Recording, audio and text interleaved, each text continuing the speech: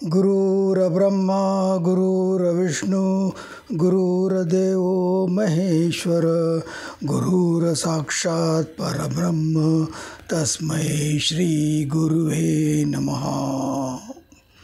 नर्मदे हर नर्मदे हर. आपण मागच्या दोन व्हिडिओमध्ये नर्मदेचा उगम, आणखी उगमाच्या दंतकथा, आणखी नर्मदेचं महत्त्व काय आहे, परिक्रमा का करायची हे बघितलं. आपण आता थोडं पुढे जाऊन प्रवासातले अनुभव काय आहे ते आपण बघूया. माझ्या मताने हा एक प्रवास आहे, लांब प्रवास आहे तुमचा. जवळपास 3400 किलोमीटर तुम्ही कसेही जा, तुम्ही एक वाहनाने जा किंवा पायी जा, कसेही जा, एवढा मोठा प्रवास आहे. तर या प्रवासातले लोक जवळपास सगळे भौतिक अनुभव सांगतात. तुम्हाला जसे इतर ठिकाणी प्रवास केल्यानंतर काही अनुभव येतात. आता हा कंटिन्युअस प्रवास असल्यामुळे तुम्हाला या प्रवासात जास्त अनुभव येतात, आणि तुमच्या ज्या काही अडचणी या प्रवासात तुम्ही फेस करता किंवा तुम्हाला ज्या जाणवतात किंवा तुम्ही त्यांना प्रत्यक्ष तोंड देता की अडचणी अशा अडचणी आल्या होत्या बा, आणि त्या अडचणी तुमच्या सुटतात. आता त्याच्यामुळेच लोकांना असं वाटतं की हा फार मोठा अनुभव झाला, काय योगायोग झाला बा, जेणेकरून अशी अडचण आम्हाला उपस्थित झाली होती, आणखी ते मैयेच्या कृपाने आमची अडचण दूर झाली.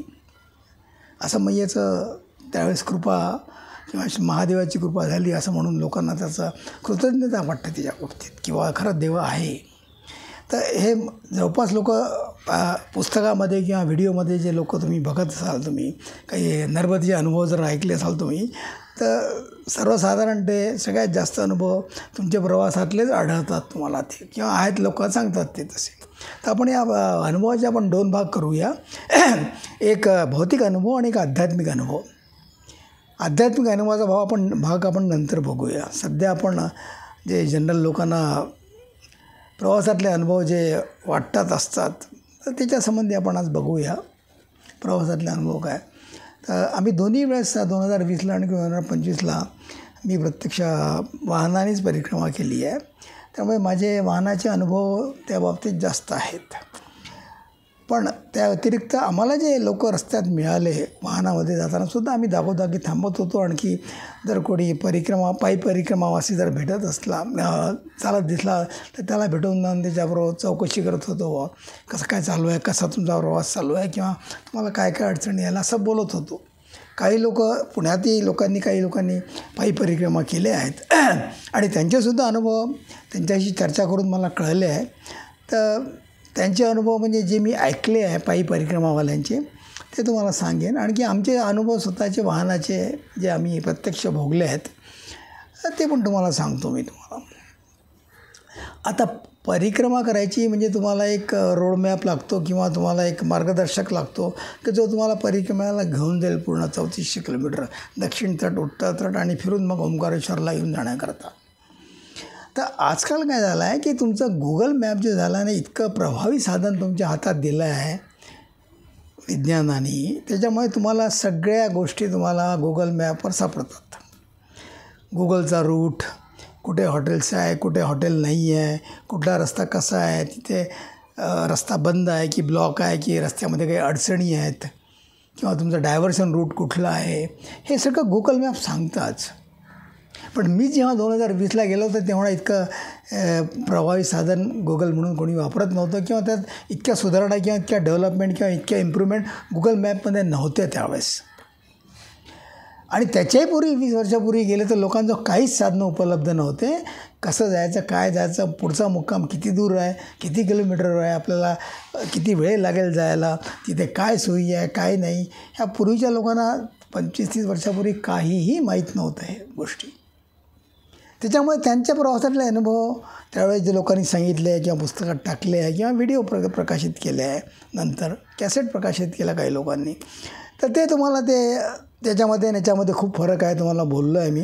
आणि त्यामुळे सध्या तुम्हाला एवढी अडचण प्रवासात जाणार नाही. आणि नेटवर्क हे सगळीकडे उपलब्ध आहे हे लक्षात घ्या तुम्हाला. म्हणजे असं वाटतं लोकांना की आता अर्थात काही ठिकाणी मधल्या पॅचेसमध्ये जर नेटवर्क नसेल तर ती गोष्ट वेगळी आहे, पण सर्वसाधारण सगळीकडे मोबाईलचं नेटवर्क उपलब्ध आहे. त्याच्यामुळे तुम्ही गुगलवर सर्च करून जाऊ शकता, पाहू शकता. आता पायी जाणाऱ्या व्यक्तींमध्ये सुद्धा त्यांचा मोबाईल चार्ज आहे की नाही, किंवा त्यांना पुढचा मुक्काम कुठे करायचा आहे, ते किती किलोमीटर दूर आहे, हे जर बरोबर मार्गदर्शक असला कोणी असला तर तो सांगेल. नाही तर मग तुम्हाला परत गुगल मॅपवर सर्च करून पुढच्या प्रवासाची तयारी किंवा पुढच्या प्रवासाचं प्लॅनिंग करणं आवश्यक आहे. आणि ते जर नाही केलं तर मग तुम्हाला समोर येणारे जे म्हणजे अडचणी म्हणा किंवा जे अनफोर्सिन इन्सिडन्ट्स कधी ती तुम्ही त्यांची कल्पना केली नव्हती अशा अनुभवाला किंवा अशा घटनेला तुम्हाला समोर जावं लागतं ते. आणि मग त्यावेळेस तुम्हाला असं वाटतं की आमच्यासमोर अशा अशा अडचणी आल्या आणि की त्या अशा अशा सॉल्व केल्या आम्ही परिस्थिती. पण काही लोक एकदम खंबीररित्या नाही, जायचंच आहे, परिक्रमा पूर्ण करायचीच आहे, पायी असो कशी वाहनाने असो. वाहनाला त्रास कमी आहे पायीच फिरण्यापेक्षा, पण ते लोक जातात. यासंबंधीचं एक पुस्तक आहे, मग दाखवतो मी, नर्मदा परिक्रमा मार्गदर्शिका. एक 10 रुपयाचं पुस्तक आहे, तुम्हाला हे ओंकारेश्वरला मिळतं आहे. तसंच एक दुसरं पुस्तक आहे नर्मदा कल्पकवल्ली. याच्यामध्ये स्तोत्र, भजनं, आणखी दंतकथा वगैरे दिल्या आहे नर्मदेच्या. तर हे जे पहिलं पुस्तक जे तुम्हाला दाखवलं मी नर्मदा परिक्रमेचं, तर हे पुस्तक फार उपयोगी आहे. 10 रुपयाचं पुस्तक आहे, आणखी ओंकारेश्वरात तुम्हाला मिळून जातं आहे. याच्यामध्ये पायी फिरणाऱ्या व्यक्तींकरता इत्थंभूत माहिती दिलेली आहे. कुठला आश्रम किती दूर आहे, त्याचं अंतर किती किलोमीटर आहे, गावाचं नाव काय आणि तो मार्ग कसा जायचा याच्यासंबंधीची माहिती या पुस्तकात दिलेली आहे. तसंच याच्या सुरुवातीला एक मोठा मॅप दिला आहे त्यांनी. थोडा एक मॅपचं चित्र दाखवतो तुम्हाला मी. या मॅपमध्ये सुद्धा तुम्हाला अमरकंटकपासून इकडे कटपोत विमलेश्वरपर्यंत पूर्ण मॅप याच्याबद्दल दिलेला आहे. आणि खाली पूर्ण गावाचा एक हे दिलेला आहे, रूट दिला आहे, ओंकारेश्वरून निघून रूट कसा जायचा. ओंकारेश्वरून निघून बडवानी, प्रकाशा, राजपिपला, भालोद, अंकलेश्वर, कटपोत, नंतर समुद्रातून क्रॉस केल्यानंतर मिठीतलाई, भडोच, नारेश्वर, तिलकवाडा, गरुडेश्वर, कोटेश्वर, महेश्वर, मंडलेश्वर, बडवाह, नेमावार, बुधनी, बरेली, बरमान घाट, त्यानंतर जबलपूर, शहापूर, जोगी टिकरिया, अमरकंटक हा तुमचा उत्तर तट. परत तुम्ही दक्षिण तटेवर जा, दिंडोरी, महाराजपूर, नरसिंगपूर, बरमान घाट, पिपरिया, होशंगाबाद, हरदा, आणखी ओंकारेश्वर. हे पुस्तकामध्ये सगळ्या माहिती दिलेल्या आहे. त्याच्यामुळे याच्यामध्ये जास्त मी चर्चा करणार नाही किंवा सांगणार नाही. त्यामुळे हे पुस्तक जे लोक जाऊ इच्छितात त्यांनी आपल्याजवळ निश्चित ठेवावं, किंवा एखाद्या जाणकार व्यक्तीकडनं जे जसे गेले त्याचा एक रूट मॅप तयार करून घ्यावा पहिले. फार उपयोगी वस्तू आहे ती. आणखी प्रवासात तुमचं प्लॅनिंग निश्चित पाहिजे. आता आम्ही जेव्हा परिक्रमेला गेलो वाहनाने दोन्ही वेळेस, तर पहिल्या वेळेस 2020ला आम्ही मलकापूरला जाऊन, मलकापूरहून आम्ही माझ्या मित्रांनी फोर्सची तुफान गाडी ठरवली होती. आम्ही 8 लोक होतो, त्यात बसलो. आणखी मग तिथून मलकापूरहून बऱ्हाणपूरहून खंडवा, बऱ्हाणपूरहून सरळ ओंकारेश्वर, आणि ओंकारेश्वरला जाऊन मग आम्ही तिथे मुक्काम करून तिथे संकल्प करून आम्ही तिथे परिक्रमा सुरू केली. 2025ला जाताना आम्ही ट्रेनने गेलो खंडव्यापर्यंत. आणखी खंडव्याला आम्ही तिथे टॅक्सी केली, हायर टॅक्सी केली तिथे, आणि त्या टॅक्सीने खंडवा टू ओंकारेश्वर, आणखी ओंकारेश्वरपासून प्रदक्षिणा स्टार्ट करून फिरून परत ओंकारेश्वरलाच आलो आम्ही. आणखी ओंकारेश्वरला संकल्प सोडल्यानंतर आम्ही खंडव्याला त्याच्याकडनं ड्रॉप घेतला, आणि आमचं परतीचं रिझर्वेशन आमचं जो होतं, म्हणजे जायचं आणखी यायचं दोन्ही रिझर्वेशन आमचे होते हातामध्ये. आणखी मधला जो 18 दिवसाचा पिरियड होता त्यात एखाद दिवस कमी जास्त होऊ शकतो. आमचा एक दिवस जास्त, म्हणजे एक दिवस आम्हाला जास्त झाला होता. म्हणजे इनफॅक्ट आमची परिक्रमा 16-17 दिवसाचं संपली होती, आणि मी 18व्या दिवशी 18 दिवस पूर्ण देऊन परिक्रमेला रिझर्वेशन केलं होतं. त्यामुळे एक दिवस आम्हाला तिथे जास्त राहावं लागलं खंडव्याला किंवा ओंकारेश्वरला. तर तो एक भाग वेगळा आहे, कारण की प्लॅनिंग करताना एवढ्या मोठ्या प्रवासात एखाद दिवस कमी जास्त होणं, किंवा मध्ये काही अडचणी येण्यानंतर गाडीचं रिपेअर म्हणा, किंवा आणखी कुठे तुम्हाला एखाद दिवशी रात्र अनपेक्षित ठिकाणी तुम्हाला घालवावी लागते तुम्हाला ती. तर त्याच्यामुळे एखाद दिवस प्रवासामध्ये तुम्ही कमी जास्त ठेवला तर चालू शकतो. पण हा तुम्ही अंदाज घेऊन तुम्ही केव्हा निघणार आहे, कुठून निघणार आहे, आणखी केव्हा परत येणार आहे, आणि परतीचं जायचं जर तुमच्याजवळ गाडी असेल तर काही प्रश्न नाही आहे. पण गाडी नसेल तुम्ही ट्रेनपर्यंत जाणार असाल खंडवा आणि खंडवा टू ओंकारेश्वर, तर मग तुम्ही तुमचं जायचं रिझर्वेशन आणखी परतीची तिकीट वगैरे तुम्हाला सगळे सोबत ठेवावं लागतील. हा एक प्रवासाच्या निघण्यापूर्वीचा आहे. त्याचप्रमाणे काही लोकांनी बरेच व्हिडिओ टाकले आहे की सामानाची काय काय पूर्तता करायला असायला पाहिजे, सामान काय काय घेऊन जायचं, ते तुम्हाला हे सगळे आज गुगल मॅपवर अवेलेबल आहे सगळ्या गोष्टी. कारण की पायी परिक्रमाला माणूस हा सामान कमीत कमी जवळ ठेवतो, आणि जे लोक गाडीने जातात त्यांच्याकडे भरपूर सामान असतं. म्हणजे खाण्यापिण्याचे काही लक्झरी बसेस तर जेवणासाठी सगळे तुमचे भांडे, सकाळचा चहा नाश्ता, दुपारचं जेवण आणि संध्याकाळचं जेवण हे तुम्हाला काही लक्झरी बसेसवाले देतात तुम्हाला. काही लोक तुमची हॉटेलमध्ये व्यवस्था केल्यानंतर तुम्हाला तिथे हॉटेलमध्ये तुम्हाला सगळं उपलब्ध असतं किंवा ते अरेंज करतात. त्यामुळे बसमध्ये जाण्याला कष्ट कमी आहे. पण जे लोक पायी जातात आहे त्यांना आपल्याला सगळे छोटीशी एक वळकटी, लाईट मॅट झोपण्याकरता, किंवा तुमच्या औषधी, किंवा एक किंवा दोन ड्रेस ठेवा, आणि एक कमंडोल म्हणतात तिथे.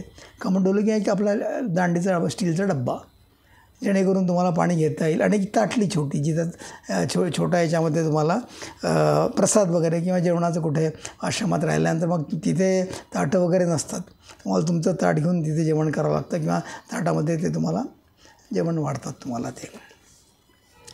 तर ह्या गोष्टी तुम्हाला जे लोक पायी प्रवास करणारे आहे, पायी परिक्रमा करणारे आहे, त्यांच्याकरता ह्या गोष्टी तुम्हाला फार आवश्यक आहे, आणखी त्या बरोबर घेऊ लागतात. याच्या व्यतिरिक्त तुम्हाला मी मागे बोललोच आहे, पूजेचं सामान, महादेवाचा आणि नर्मदेचा फोटो, आणखी एक छोटी 100-200 ml बॉटल ज्यामध्ये तुम्ही नर्मदा जल घेऊन जाता, हे तुम्हाला नेणं आवश्यक आहे. एवढं साहित्य, पूजेचं साहित्य, त्यात उदबत्ती, निरंजनी, फुलवात, आगपेटी, हळद कुंकू, ह्या सगळ्या गोष्टी तुम्हाला बरोबर ठेवणं आवश्यक आहे. कारण की तिथे तुम्हाला कुठे पूजा करायची आहे, आणखी तिथे सामान काढता तुम्ही कुठे फिरण्यात बसणार आहे, तर ते आपलं सामान आपल्याला जास्त बरोबर असणं जास्त योग्य आहे ते. आता आपण प्रवासाला निघाल्यानंतर जे माझ्या मित्रांकडनं पायी जे लोक गेल्या परिक्रमात, त्यांच्याकडनं जे अनुभव जे ऐकले ते तुम्हाला सांगतो माहिती करता. तो माझा प्रत्यक्ष अनुभव नाही आहे, पण तुम्हाला ते अनुभव सांगतो की पायी परिक्रमेमध्ये कष्ट जास्त असल्यामुळे त्या लोकांना कुठेही मुक्काम करावा लागतो. आणखी त्याची कशी अनपेक्षित म्हणजे कशी वेळ येईल, आणखी त्यांना काय प्रसंगाला तोंड द्यावं लागेल हे सांगता येत नाही. 1-2च अनुभव सांगतो. 2-3 लोकांना आम्ही जे बोललो होतो, माझे पुण्यातलेच मित्र एक ते 24मध्ये ते जाऊन आले. त्यांनी एक प्रकारच्याने एक अनुभव सांगितला की बा अशा ठिकाणी आम्ही निघालो पायी परिक्रमा करायला. आता पायी परिक्रमेत होतं काय, तुमचा ग्रुप जरी 20-25 लोकांचा असला तरी तो ग्रुप पांगला जातो, विभागला जातो. काही लोक स्पीडने जातात, काही लोक आरामात जातात. त्याच्यामुळे काही लोक 5-6 लोक पुढे गेले, 2-3 लोक मागे राहिले, काही लोक अजून मागे आहे. तर असा एक हा प्रवास चालतो पायी प्रवासात. तर त्यांना एका ठिकाणी अशी रात्र झाली, आणि त्यांना म्हणजे गुगल मॅपनी त्यांनी असं प्लॅनिंग केलं नव्हतं की आपण किती किलोमीटर चालणार आहे आणि कुठे मुक्काम करणार आहे. हे पायी प्रवासात सांगणं मोठं सर्व कठीण आहे की सगळा तुमचा ग्रुप निघाल्यानंतर 20-25 किलोमीटर जाऊनच थांबेल, की काही लोक 10 किलोमीटरवर थांबतील, हे सांगणं मोठं अवघड आहे. त्याच्यामुळे प्रत्येकाला याचं प्लॅनिंग किंवा याची थोडी कल्पना असायला हवी की बा मी 10 किलोमीटर जाऊन थांबणार आहे किंवा 20 किलोमीटर जाऊन थांबणार आहे. अशा आपल्या रोजच्या मित्रमंडळींना ती कल्पना असायला हवी. आणि तिथे काय सोयी आहे, काही लोक शोधू शकतात, काही लोक शोधू शकत नाही, किंवा काही ठिकाणी नेटवर्क असतं नसतं. तर त्यामुळे त्यांना असा एक अनुभव आला की ते अशा एका खेड्यागावात गेले, तिथे रात्र झाली आणि त्यांना मुक्काम करणं आवश्यकच होतं. आणि तिथे धर्मशाळेची वगैरे काही सोय नव्हती. अर्थात त्यांचं जो स्वतःचं बेडिंग आपल्या सॅकमध्ये लावून त्यांनी मागे खांद्याला लावल्या होत्या त्या. तर मग असे विचारत ते फिरले शेवटी की बा आता कुठे झोपायचं, काय करायचे. त्या 5-6 लोक होते ते बरोबरचे. तर शेवटी एका ग्रस्ताच्याकडे त्यांना म्हणजे ठीक आहे तुम्ही राहा इथे, पण जागा नव्हती झोपण्याकरता. आणखी ते गोठ्याच्या लगत, म्हणजे जिथे गाई बांधतात, गाई म्हशी बांधतात, त्याच्या लगतची जागा होती ती. त्याचे उपाय नव्हता. आता रात्री कुठे शोधणार, आणि कोण तुम्हाला अशी गेस्ट रूम वगैरे देणार राहण्याकरता वगैरे, किंवा मोठं असं हॉल आहे बा तुम्ही झोपू शकता 4 लोक, असे नव्हती तिथे अरेंजमेंट. त्यामुळे त्यांना थोडं शेड होतं तिथे, गोठ्याच्या बाजूला शेड होतं. आणखी बाथरूमसुद्धा जरा दूरच होत्या, त्या इंडियन स्टाईलच्या बाथरूमसुद्धा दूरच होत्या त्यांना. पण मग त्यांना तिथे आता रात्री मुक्काम करणं आवश्यक होतं. पण तुम्ही राहा म्हणे इथे, मी तुम्हाला जेवणाचं आणून देतो म्हणे. असं काही तुम्ही जेवणाची चिंता करू नका, पण जागा तुम्हाला अशी समोर आहे तुमच्या. तर शेवटी त्यांनी तिथे आपले बिछाने लावले. बाजूला गाई म्हशीचं गोमूत्र वगैरे, शेण वगैरे, वास वगैरे होता तो. पण ते म्हणे आता एक रात्र काढायची, आता करणार काय. असं त्यांनी रात्र काढली तिथे. ती त्या ग्रस्तांनी ज्यांनी जागा दिली तिथे, तर त्यांनी जेवणाचं वगैरे दिलं. जेवण वगैरे करून झोपले आणि दुसऱ्या दिवशी सकाळी स्नान वगैरे करून निघाले पुढच्या प्रवासाला. अशी एक अनपेक्षित त्यांना घटना. म्हणजे जागा मिळाली नसल्यामुळे कुठेही तुम्ही झोपा, तेवढी तयारी मनाची असायला पाहिजे, तर ती ठेवायला पाहिजे. आणखी एक, आम्ही 2020ला गेलो तेव्हा आम्हाला एक रस्त्यामध्ये एक स्त्री मिळाली, एक लेडीज, महिला, एक मध्यम वयाची होती, 35-40 वर्षाची. एकटी जात होती, अनवाणी, पायात चपला नाही, जोडे नाही, काही नाही. तिच्या पायाला असे चालल्यामुळे फोडं आले होते आणि पाठीला तिच्या सॅक्स लावली होती. म्हणजे एक वळकटी म्हणा किंवा कपडे जे असतात ते. आम्ही तिला विचारलं, ती काहीतरी तिने ठाण्याचं की असं काहीतरी कुठं झाली होती ती एकटीवर. म्हणजे मी मागे राहिले म्हणे, एकटीच होता काका. म्हटलं मग तुला जायचं होतं, कसं काय मार्ग कसं काय समजणार आहे, काय समजणार आहे. तर म्हणे मी लोकांना विचारत जाते म्हणे. तर बघा एकट्या बाईची किती हिंमत आहे, किती धैर्य आहे, किती कोणी बरोबर नसताना एवढी मोठी परिक्रमा पायी करायला निघालेली आहे. आपल्या शहरामध्ये बायांना, स्त्रियांना रात्री जाणं म्हणजे एक फार मोठा धोका वाटतो, असुरक्षितता वाटते, इन्सिक्युरिटी वाटते. आणि ती महिला, ती मुलगी 35 वर्षाची, ती एकटी जात होती. बघा, म्हणजे हा एक अनुभव आहे की असेही लोक तुम्हाला परिक्रमेत सापडतात की जे एकट्या गेले आहे पायी, आणि ते स्त्री एकट्या गेली आहे आणि ती चालते आहे पुढे. दुसरा मुक्काम कुठे आहे, तर म्हणे आता मला समजलं आहे की पुढचा मुक्काम इथून 10 किलोमीटरवर आहे. आणि उन्हाचा असं वेळ होता 10-11ची, आणि ऊन तळपत होतं, सूर्य चांगलाच तळपत होता. तर म्हणे मला म्हटलं बापरे. म्हणजे ते प्रसंग ऐकूनच असं वाटतं की त्यांची दाद द्यावं लागेल त्यांच्या हिंमतीची, आणखी एवढं चालण्याची. आणि जे आम्हाला असे प्रवासी भेटत गेले, 2020ची गोष्ट बोलतो आहे बरं मी, 2020च्या परिक्रमेची. तर आम्ही बरोबर काही एक्स्ट्रा पाण्याचे बॉटल्स, बिस्किटचे पुढे घेऊन गेलो होतो. आणि ते अशा पायी परिक्रमावाल्यांना आम्ही वाटले रस्त्यात की बुवा पाणी तर लागतंच माणसाला, थकवा तसाही येतो चालल्यानंतर, आणि एखादा बिस्किटचा पुडा. आणि त्यांना जास्त वजनही घेऊन जायचं नाही आहे, त्याच्यामुळे ते सुद्धा मोजकंच सामान घेऊन जातात. कारण की तेवढं वजन खांद्यावर ठेवून जाणं म्हणजे एक आणखी एक्स्ट्रा वजन करून हे करण्याचं, वजन जाण्याचं एक ओझं जास्त होतं. तर अशी ती व्यक्ती चालत होती पुढे. आणखी एक आम्हाला व्यक्ती बर्मन घाटला भेटली 2020च्या वेळेस.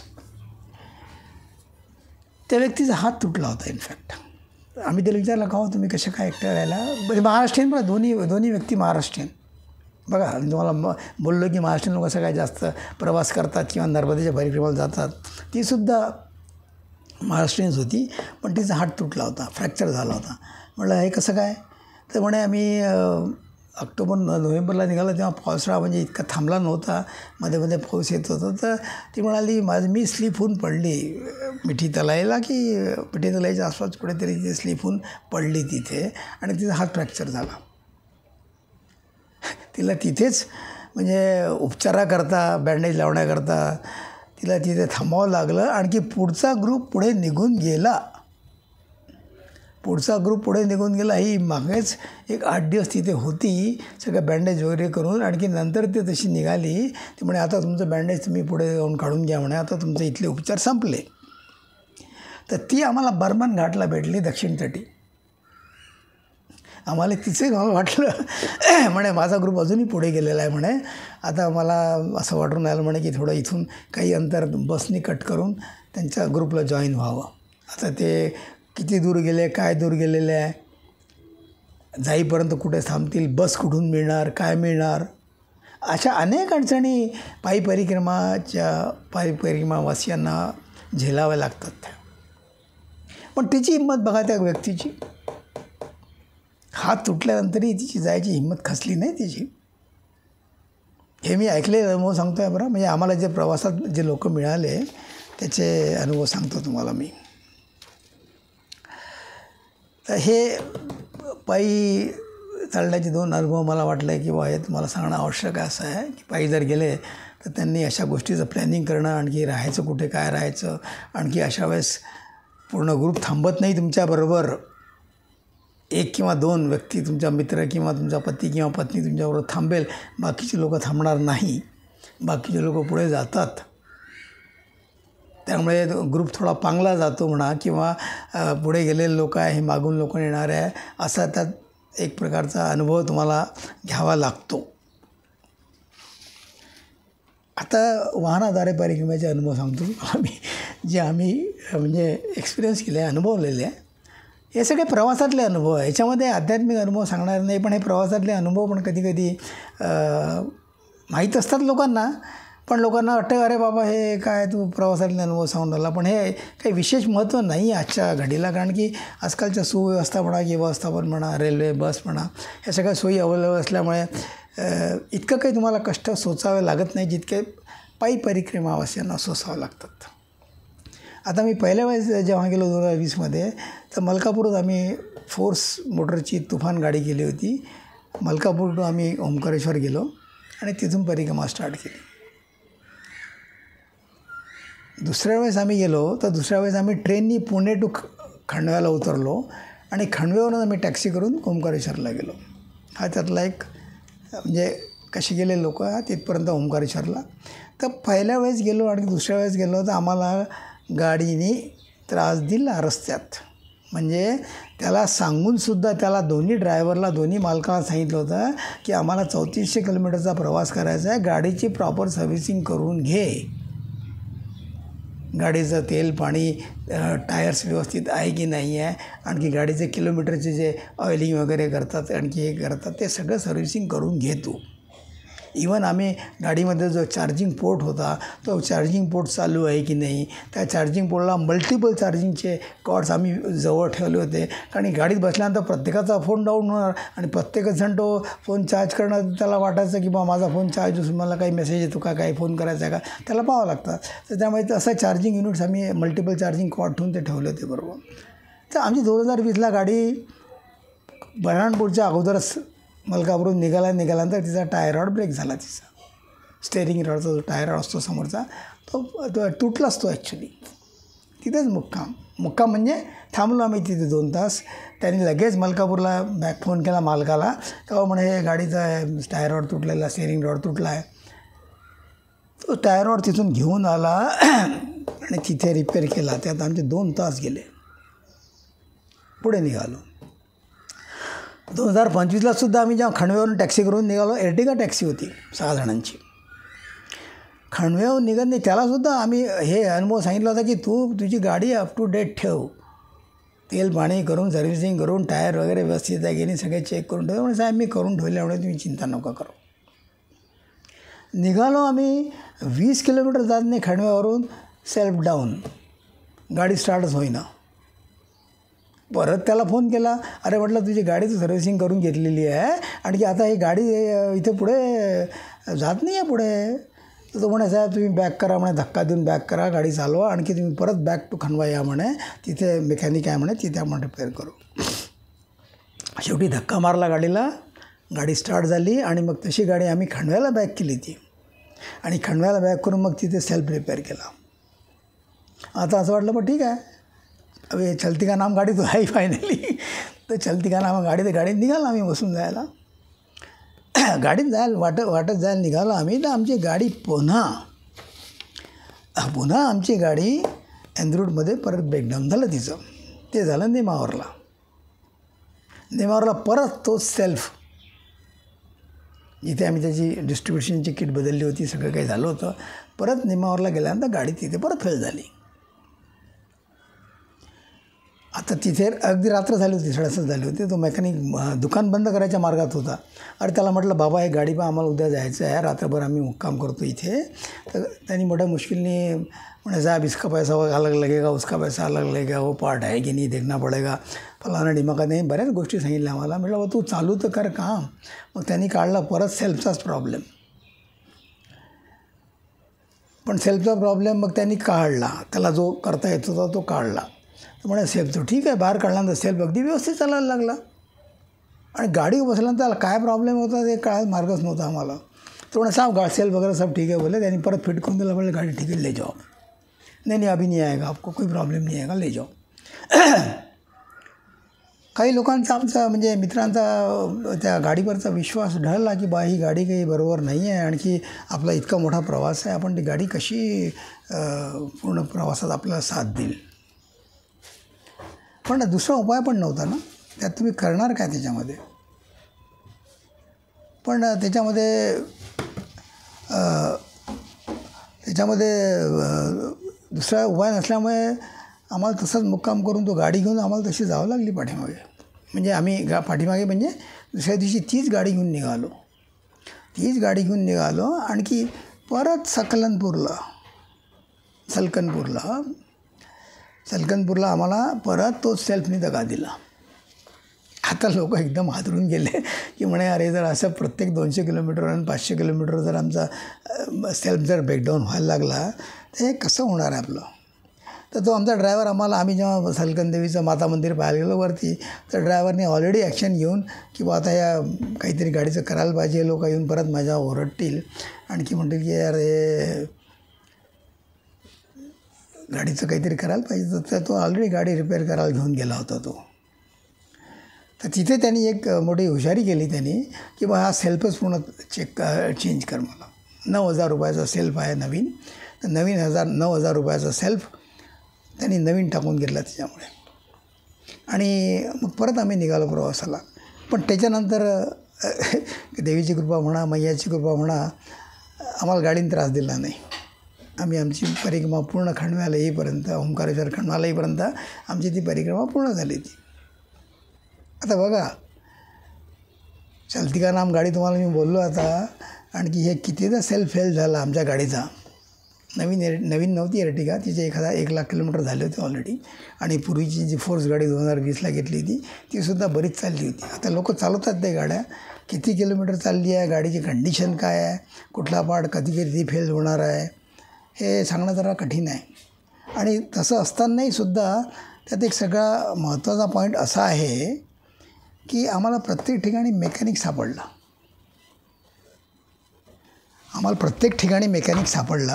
आणखी प्रत्येक ठिकाणी गाडी रिपेअर करायला आम्हाला वेळ लागला नाही, किंवा वेळेच्या आतमध्येच ते काम झालं आमचं. आणि त्याच्यामुळे आम्हालाही तसं वाटलं की अरे बाबा, म्हणजे अडचण आली प्रवासात, पण ती अडचण निस्तरल्या पण गेली. आणि आम्हाला लोकांना असं वाटलं की आता आपला प्रवास कसा, म्हणजे अनेक शंका लोकांच्या मनात होत्या की आता गाडी आपल्याला कितपण साथ देणार आहे, आपला प्रवास परिक्रमामध्येच थांबते का, किंवा काय दुसरे उपाय काय असायला पाहिजे. लोक त्याचे हायपर इमॅजिनेशन करून आपल्याला हे करता येईल, आपल्याला ते करता येईल, आपण असं करू, आपण तसं करू, दुसरी गाडी घेऊ, ही गाडी सोडून देऊ, असे अनेक विचार लोकांच्या डोक्यात चालत होते. पण काय झालं की शेवटी त्याच्यामध्ये मार्ग निघत गेला पुढे, आणि आमच्या अडचणी निस्तरत गेल्या.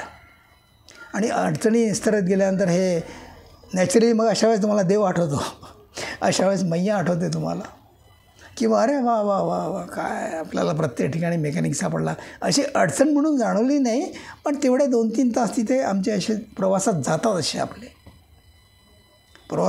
2-3 तास जातात. आणि ते कुठे जातील, काय जातील हे सांगता येत नाही. आता सलकनपूरला आम्ही जेव्हा तिथे गेलो तर तिथे आता नवीन रोपवे झालेलं आहे. आम्ही 2020ला गेलो तेव्हा रोपवे नव्हतं, आम्हाला असंच कुठेतरी धर्मशाळेत थांबायला लागलं होतं. ते मला गोष्टी आठवत होत्या की मी 2020ला इथे थांबलो होतो. पण यावेळेस सुदैवाने मध्य प्रदेश गव्हर्नमेंटने तिथे रोपवे केला होता. आणखी वरती जायला आम्ही रोपवेने गेलो, रोपवेने खाली आलो. पण वरती जाणंसुद्धा एक फार मोठा एक तिथे म्हणजे हा रूट फार गाडी खाली पायथ्याची ठेवून वरती जाण्याला तुम्हाला कमीत कमी 1 तास पाहिजे. पायी मार्गाने तुम्ही वरती गेले तर हा एक त्यातला अनुभव होता सलकनपूरला. पण गाड्याचा तुम्हाला सांगता येत नाही गाडीमध्ये तुम्हाला कुठला कसा प्रसंग येईल आणखी काय येईल म्हणून. तसंच खांडव्याला उतरणं काय झालं, आमचे काही मित्र एक मित्र आमचा मागच्या डब्यात होता आणि आम्ही काही मित्र दुसऱ्या 2 डब्यात पांगलो होतो. तरी त्याला खांडवा सकाळी 4:55 किंवा 5:05 गाडी खांडव्याला जाते पुण्याहून निघालेली. तर मी त्याला अगोदर फोन करून सांगितलं, अरे बाबा तू आता उतर बरं, पुढच्या आता स्टेशन खांडवाच येणार आहे आता आपला. तर म्हणे हो म्हणे मी येतो म्हणे पवारसाहेब, तुम्ही चिंता नको करून उतरतो. आम्ही खांडव्याला उतरलो आणि उतरल्यानंतर सगळे सामान झालं वगैरे चला आता निघा प्लॅटफॉर्मकडे जायला. आणि मग कोणाला तर अरे तो मागचा मित्र तिथेच राहिला आहे आमचा एक. अरे मला वाटलं तो उतरला, त्याला फोन करतो तो गाडीतच. अरे म्हटलं बाबा गाडी जायची वेळ आली आहे, उतर तू खाली. त्याला परत फोन केला, तो परत घाई गडबडीत खाली उतरला आणि खाली उतरत नाही थोड्या वेळाने गाडी स्टार्ट झाली. म्हटलं यार तुला मी अगोदर फोन केला होता, सांगितलं होतं की पुढचं स्टेशन खांडवा आहे, आपल्याला उतरायचं आहे आणि तू म्हणजे निश्चिंतपणे म्हणे मला झोप लागली म्हणे मी काय करू म्हणे आता. तर ही एक गोष्ट म्हणजे का सांगितली तुम्हाला मी, म्हणजे प्रवासात तुमचा जो ग्रुप आहे तुम्हाला त्या ग्रुपला बरोबर घेऊन जावं लागतं तुम्हाला. आणखी मग तुम्हाला सगळ्या लोकांना बरोबर ठेवून सगळ्या लोकांबरोबर जशी व्यवस्था आहे, जसं आपल्याला अडचणी येतात त्या फेस करावं लागतात तुम्हाला. तेवढे तुम्हाला सहनशीलता पाहिजे किंवा मग हे पाहिजे की बा नाही ठीक आहे यार हे असं होतं ग्रुपमध्ये आणि तुम्ही एकटे नाही आहात, तुम्ही तुमच्याबरोबर तुमचे मित्र आहे, मित्रमंडळी आहे, इतर लोक आहे, त्यामुळे तुम्ही ते हे करायला पाहिजे असते. आपण इथे थांबू आज. अर्धा तासाचा व्हिडिओ झाला आहे, कारण की अर्ध्या तासाच्यावरती अपलोडिंगला आणखी डाउनलोडिंगला जरा प्रॉब्लेम येतो. इथे थांबू आपण, पुढचे आणखी प्रवासाचे अनुभव बघू. जय जय रघुवीर समर्थ, नर्मदे हर. परत श्रोत्यांना माझी विनंती राहील की त्यांनी व्हिडिओला लाईक करावे, शेअर करावे. जय जय रघुवीर समर्थ.